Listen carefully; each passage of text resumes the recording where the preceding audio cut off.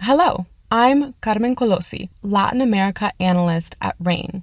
This podcast is brought to you by RANE Worldview, the world's leading geopolitical intelligence platform. Learn more at stratfor.com.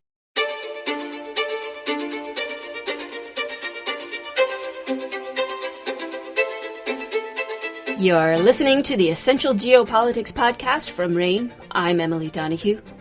Much has been made of the strong international response, and in many cases, unity of response to Russia's invasion of Ukraine. In the United States, which has been a leading voice against the invasion, it's found a mixed reaction from neighbors to its north and south. Here with details is Sydney Casey, a researcher with the Latin America desk at RANE. Welcome, Sydney. Thank you, Emily. It's great to have you on the podcast, Sydney. Can you give me a quick rundown of which Latin American countries are supporting this international sanctions effort? Absolutely. Since the invasion and the announcement of sanctions after the invasion, we've seen Argentina, Chile, Colombia, Costa Rica, the Dominican Republic, Ecuador, Guatemala, and Uruguay vocally condemn the aggression in Ukraine. And that leaves some outliers, I assume Venezuela and other countries that historically have less amicable relations with the U.S. abstaining, or are they supporting Russia? We've seen Cuba, Venezuela, and Nicaragua be the only countries to vocally support the Russian invasion of Ukraine. So maybe you could give me a little historical precedent here. What is the precedent for Latin American countries commenting on Russia's last go-round with Ukraine? Yeah, so in past instances like the Russian invasion of Ukraine in 2014, most Latin American countries have refrained from commenting extensively on international affairs. In 2014, a handful of Latin American countries spoke out against the referendum in Crimea, while Cuba, Venezuela, Nicaragua, unsurprisingly, expressed their support. But most of the countries in the region expressed no clear position, which was in line with Latin America's tendency to stay out of international affairs at that time. What's different this time, and secondarily, why are countries deciding whether or not to condemn Russia's actions? The Latin American reaction today is different for a couple of reasons. Number one, because the region's international trade relationships have expanded in general, not just with Russia, with China, with US, and with other countries since 2014. So depending on the trade goals of a given country, they may condemn, support, or remain neutral for their own benefit. Two, we're seeing leaders simply more willing to voice their opinions on global events, more so than we ever have in the past. They are willing to use the opportunities to comment on these international events as bargaining chips internationally.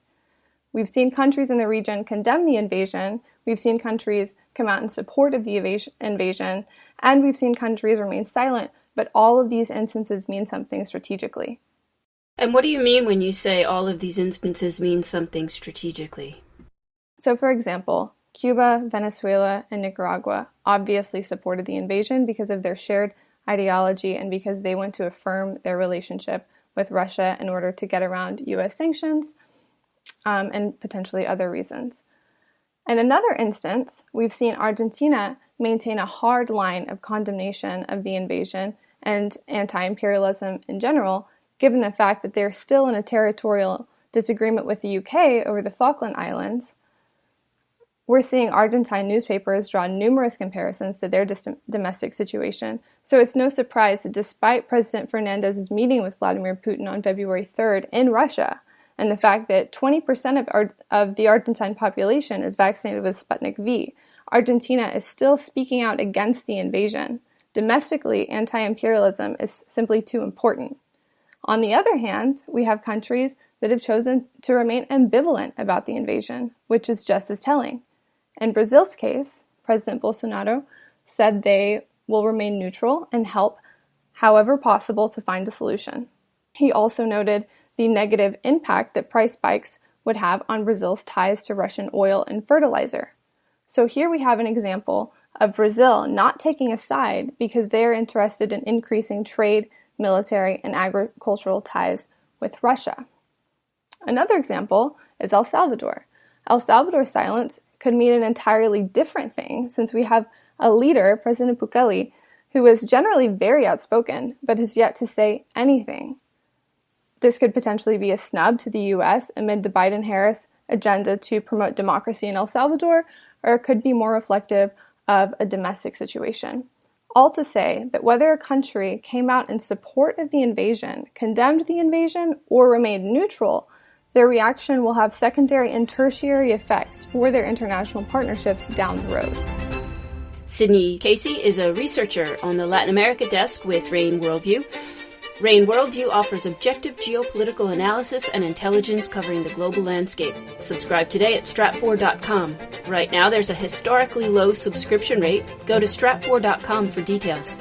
That's strat4.com. I'm Emily Donahue. Thanks for listening.